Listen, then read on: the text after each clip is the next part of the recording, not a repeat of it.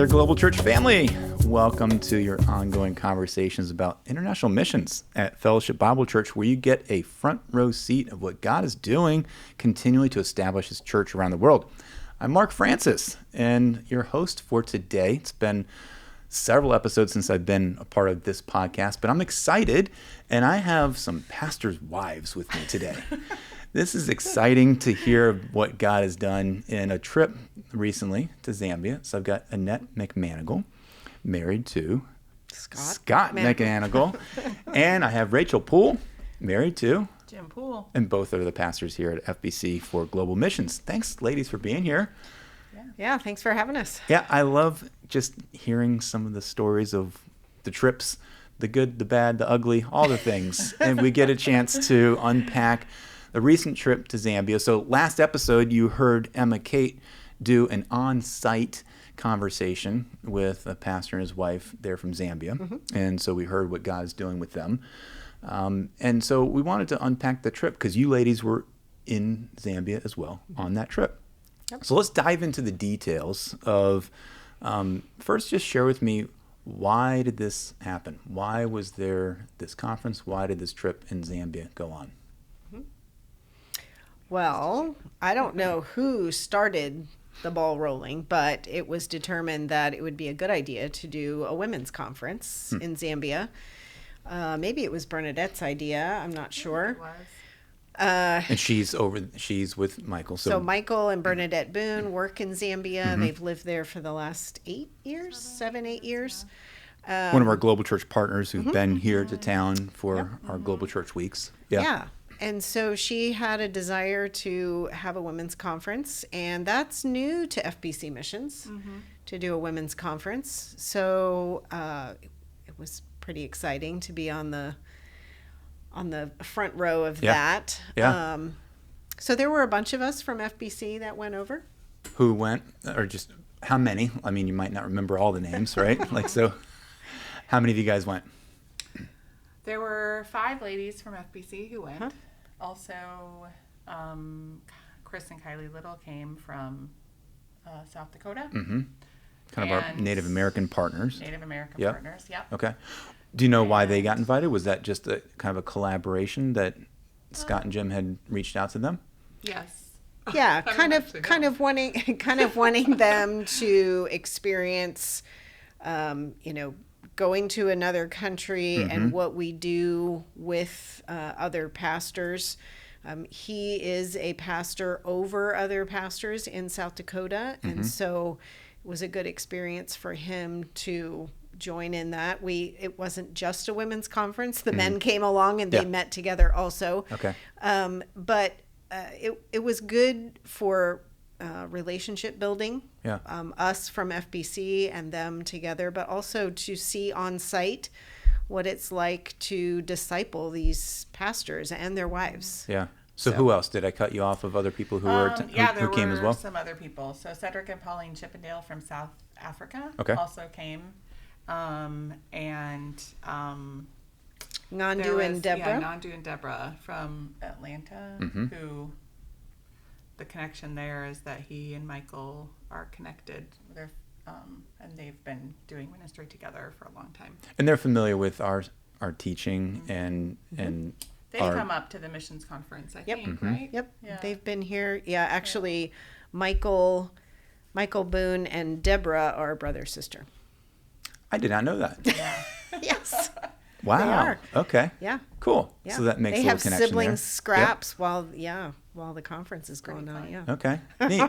So give us the dates. When were you guys gone? From when to when? Oh, that's really. We left on we left on the 16th, and we returned on the 23rd. Of September. So, yes. It was a quickie. So it was a Monday to a Monday. Okay. So. Yeah, there and back Monday to Monday. Wow. That was fast. So traveling. Give us a taste of what traveling to a country like this looks like. So for those who have never been on a trip before, I've heard it from Scott and Jim before, and we've talked a little bit about it, but give us your perspective, because you guys don't always travel. Your husbands do a bulk of the traveling, and they're pros at it. But what does traveling look like for you guys? Yeah. Well, yeah, the flights are just long. Uh-huh. I mean, it took us over 24 hours Yeah. to get there, I think, from door to door.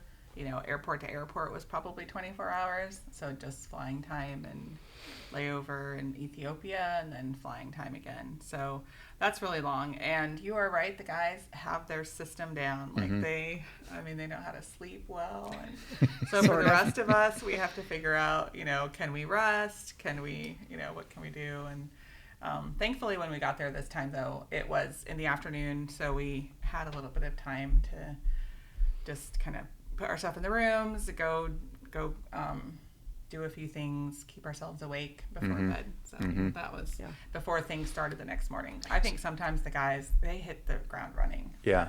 That's really hard. Yeah. So our trip was Dulles to Ethiopia, and then Ethiopia to Lusaka. Okay. So. And how It was far just 2 away legs. where you guys met from the airport? Like how long of a Not far, drive like- was It that? was close. 45 minutes. Good. Yeah. Good. Not bad. So the conference itself was on if it was a full 24 hours for you to travel, it was like a Wednesday.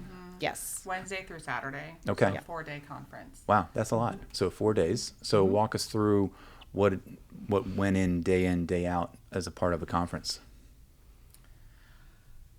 Yeah, so we just started in the morning pretty early, I think, and we had kind of a few sessions before lunch, then we'd have sessions after lunch. There was a worship time all together, which was nice, because as Annette had said, you know, it started as the idea of a women's conference, but the women weren't really going to travel without their husbands. So then Scott and Jim and the guys ended up meeting together, and they studied through Romans. But so we all met together, the men and women, for a session in the morning, just like a short devotional and some songs, and then we split up and did our own sessions with the actual lessons. Who were really those that got invited? So you mentioned all the key leaders of who went to help pull off the conference. Who were those that were coming to attending? Like, how did the word get out? Which churches? And it was, again, meant to be women's conference, but then the guys just tagged along, so they had their own conference as well. Right. Yeah. Michael and Bernadette Boone organized all this. So they chose the people who would be invited. And they were invited because they were pastors who are in their area, kind of above other pastors. Maybe not always above, but at least mentoring other pastors. And so they kind of have a role in their communities in giving materials and helping other pastors. And so Michael and Bernadette chose these certain people to invite because they have a role in discipling other pastors and churches. As you met and interacted with them, how far away were their travels? Like how were they all from in terms Zambia of there? mileage, Yeah. you would not say that they were that far away, but in terms of actual travel, because as we were leaving, we were going to be home, 24 hours later. We actually had one flight that was 17 hours. It goes from Ethiopia, makes a quick stop in Rome to fuel up. You don't get off the plane. It just sits on the tarmac for an hour, and then you go to Dulles. So that's a really daunting flight. But some of the people had a 13 or 14-hour bus ride. Wow. On like Zambian roads, just not as comfortable. There's no bathroom in the bus. Right. It just, they're at the mercy of whenever the bus will stop. And so, I would take the 17-hour flight over this trip, but it's not as far. But it was distance-wise. Lusaka is the capital city in Zambia, and it's farther south, and people were traveling a ways north. So there were also pastors from DRC, and so they also had quite a trip, bus trip, to get one. How many total people were there in attendance? I think there were 10 women who were either Zambian or DRC pastors' wives, 10 or 11.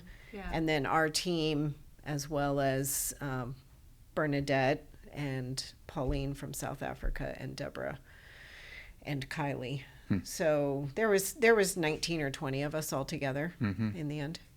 And you mentioned the guys studied Romans. Yep. So the purpose of the women's conference was to study what topic? We did eternity to eternity, which is kind of a creation to Christ kind of a thing. So we're starting with eternity past and God's plan for a deliverer to come and how he had that plan before he ever created mankind. And we did the timeline, and then we went into the lessons on creation and Cain and Abel and Noah and, a lot of those Old Testament stories. And we stopped with Abraham and Isaac, or the Red Sea. Yeah, coming out of Egypt. Okay.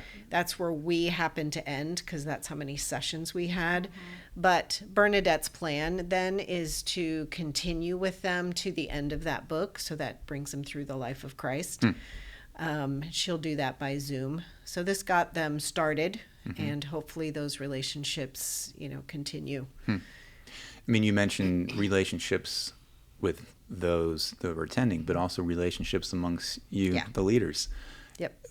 What kind of did you see God do with your all's relationships? I'm even thinking of like Kylie, somebody who you don't see on a regular basis in Winchester. How did you see God work through you guys hanging out together? Yeah, I feel like it was really good to have Kylie along and to, strengthen that relationship. After one of the sessions, I don't remember which one, Kylie was one that spoke up and said, I had to come halfway around the world to learn this. It was very impactful to her as well. And, just the fact that God would take her all the way around the world and then show her this thing, that she could have easily learned in South Dakota, but God chose to, bring us together and to use us as a team. I think that was really good for all of us. I think it reinforced those relationships that we have. Now, it was only a week, and 3 of those days was travel. Right. Heavy travel. So what did the teaching rotations look like, and what did that look like? Because does everyone understand English who attended the conference? How did that shake out? Yeah, go ahead. Before we left, we looked at what the sessions were, and we divvied out if people wanted to teach. So we had, people on our team from here, and then Deborah and Pauline from South Africa. So we just kind of put it out to people, would they like to teach? And everyone took a session, and Annette did the bulk of the sessions. She's done a lot of teaching with women in the Word, so she's more comfortable with the material. And so we kind of shared the teaching that way. So it was good to share that and just get some different perspectives of people, but just, teaching all the same material. Yeah. And part of the conference, I think, I was thinking about what you said about Kylie's, going halfway around the world to hear this. And I think part of Bernadette's thought with the conference is that, a lot of times the men, like the pastors, have studied through this. They've specifically done classes or had a set of studies where they've studied through it. But the women don't always, if the husbands don't share it with their wives, they don't always get a chance to study through this material. So this is material that the guys have already studied through, but the women are now getting a chance to study through it. That's neat. Yeah. And language-wise, we had a lot of them, English is not a problem. Okay. But the women who came from DRC, their main language is French. And so we did have a translator that came to the sessions. I thought that our translator would be one of the pastor's wives that was coming to attend the conference, but it turned out that they had gotten someone from Lusaka, right? Someone from Lusaka who attends a church. So it's not completely unfamiliar, but she came just to do the translating, and they paid her to do that. Interesting. So yeah, I don't know if you So want. she got exposed to God also, right? Right. And on all the things that are being shared. Yeah, she really did. I mean, by the time it finished, we would notice that sometimes she wouldn't translate because she'd be listening so much to what we were saying. Like she'd be listening to the lesson and she'd forget to translate. So we'd have to be like, okay, translate. Yeah. And then, you know, we had some review times and she would just answer the question. Like she wouldn't be answering from translation. Right. Like she wouldn't be like, okay, Annette said this and I'm going to tell you what Annette said. She would just be like, this is my answer. So that was cool. And she was really excited about the book. I had the impression that Bernadette and Michael didn't know her. Like she hadn't been involved with them at all. So it was really a brand new person. Interesting. Getting to hear the material. Yeah. So it's pretty cool. I think we were in day 2 or 3 when I suddenly realized that she was a hired translator, not part of the group. Yeah. Like I didn't even realize that. So walk us through kind of the accommodations and the food and just the fun that goes on outside of just the study times. There's lots of fun with that. Yeah. So honestly, I would say for a missions accommodations, it was pretty good. I would say. Yeah. But there is some caveats. I'll let Annette answer the caveats. So we were warned before we got there that Lusaka has major electric problems in the entire city. And electricity just gets cut off for large portions of the day without warning. Like Michael and Bernadette have hardly any electricity these days. Yeah. And I mean, during the conference at one point, Michael went home to just throw things away from the refrigerator and freezer because it hadn't been on for 4 days. Oh. Just because they don't have the infrastructure. They don't have the infrastructure to keep the electricity on in Lusaka, the capital city, right? So when Michael and Bernadette chose this hotel, they chose it. One of the reasons was this hotel has a generator, and so we're going to get more electricity than maybe some other place, right?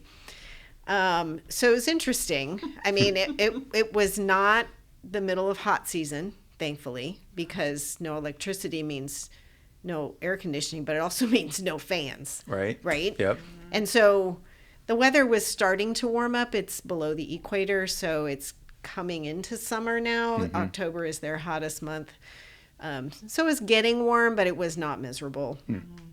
So you're literally teaching in the dark at times, or like there's no power? We're teaching in the daytime, but so there was light from the windows, but the air conditioning was not sufficient. I'm getting a mental picture here. I'm sure the audience is as well. Sure. Okay. There were these conference rooms, and the windows did open sort of, so a little bit, but it's not like it's set up to not have air conditioning. Right. Yeah. It wasn't. Yeah. The first most mornings, most days, from like 5 p.m. to 7 p.m.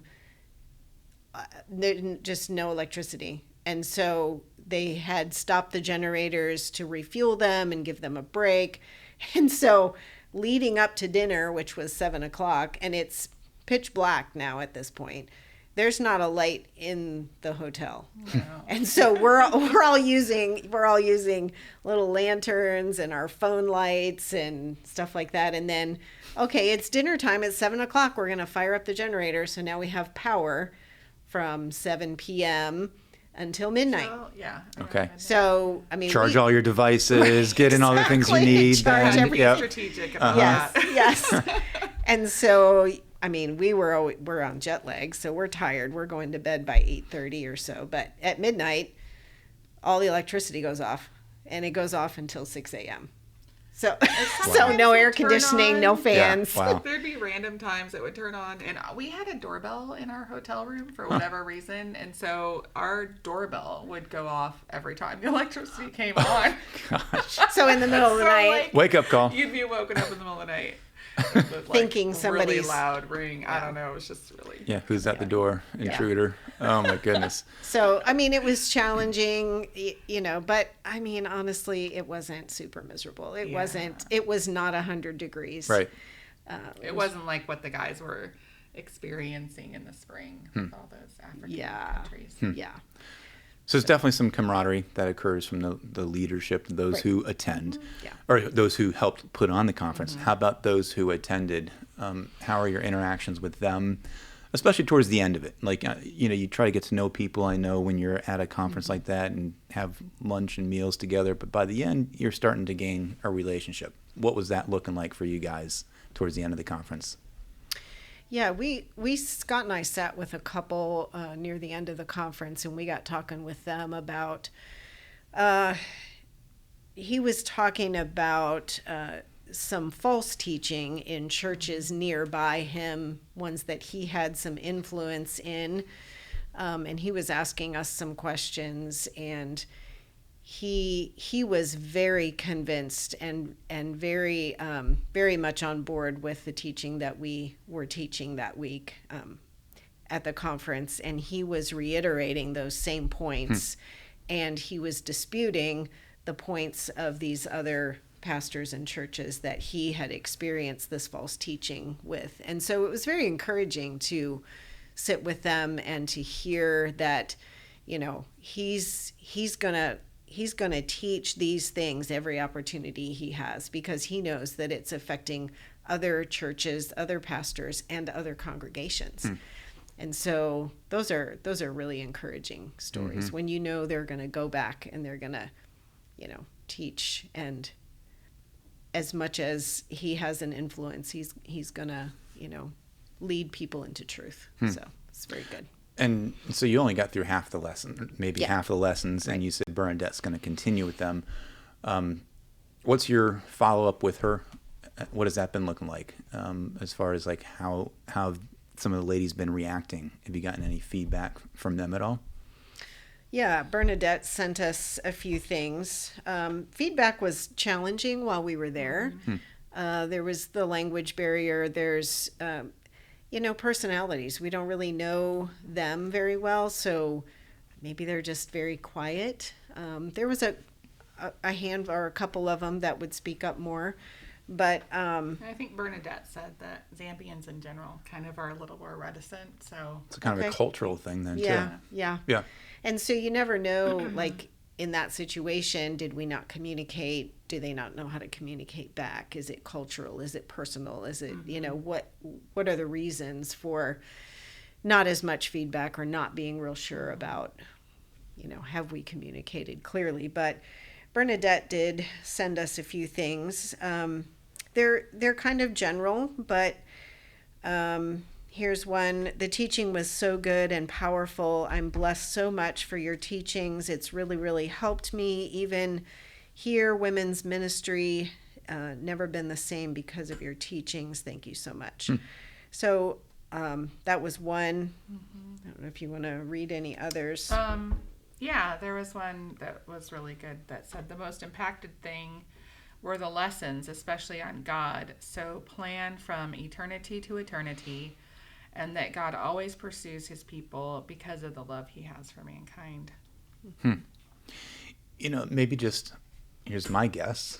I mean, if this is the first time that we've had a women's conference, right, as maybe even an FBC church saying, hey, let's hold something, it's probably a new experience for the women to get attention like that.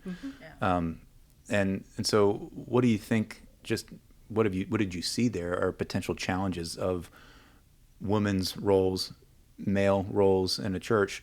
I'm sure this is very new to even solicit feedback from them as women. What kind of challenges have you seen there, or just even as pastors' wives here at FBC, of just what that looks like from your perspective?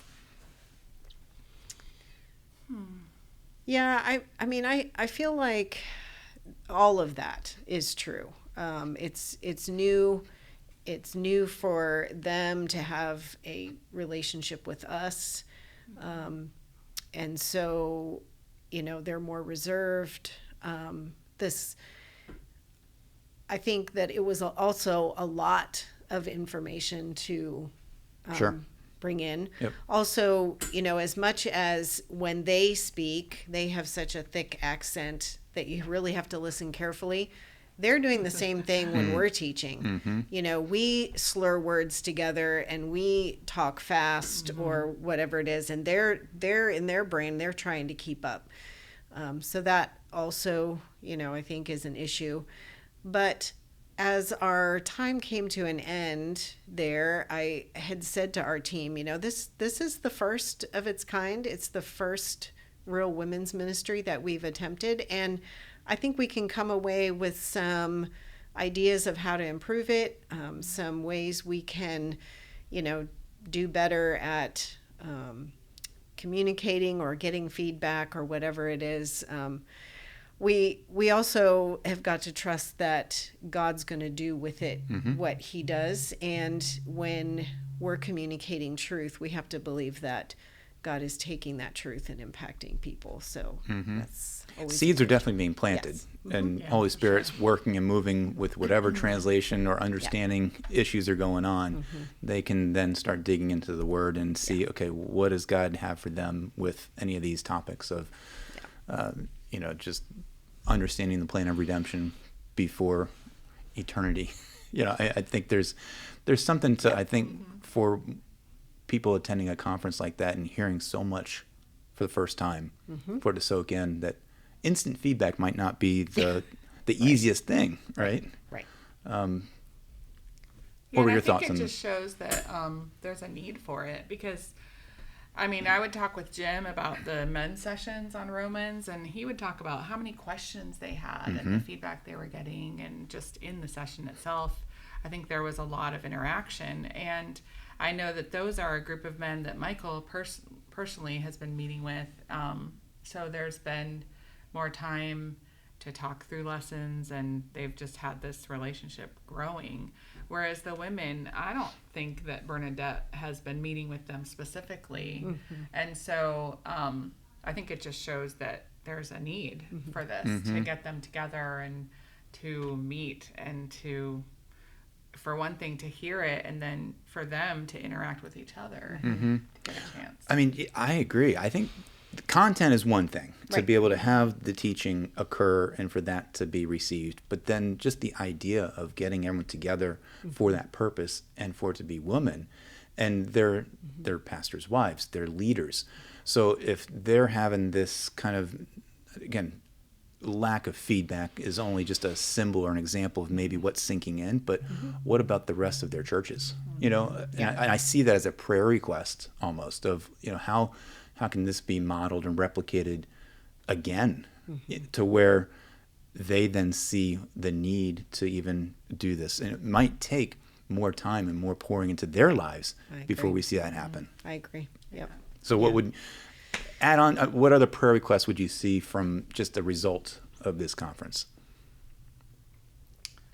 I think a main prayer request would be for them to continue studying through those lessons, because if we're saying that, there's just this lack of having studied it, that they don't have that themselves, just for them to keep studying it, and for God to just show them the truths that they're studying, and for them to be able to grow in it so that they can share it with others. Yeah, you can't effectively teach something if you're not convinced of it yourself. And that was our goal, was to teach them, to impact themselves personally. And then, to take that to their churches if they have a ministry. A lot of these places, they don't have a women's ministry. They don't have, a specific thing where women get together and study God's word. And I mean, in the future, I would like to see that change. That because I truly believe that it's, especially in that culture, it's certainly a man-driven society, but they need the support of their wives. And the women are impacting children greatly. And so I do see the need for the women to be strong in their faith, that they can support their husbands, that they can teach and encourage each other as well as children in the church. Yeah. So, well, thanks for being that model, at least going, halfway across the world and being willing to go pour and invest into their lives. And and hopefully they see that confidence as well of the Spirit working through you guys to be able to do that. Yeah. So no plans yet to go back, right? No. At least for women. But I know there's going to be a couple trips next year to continue in that ministry there in Africa. Yeah. I think a prayer request would be, I would like to see us be looking to the Lord for other places, other needs where there is a need for women's ministry to be able to go and do this, replicate this a little more often. Maybe not as much as the guys go. But, no. Have a balance. Have a balance.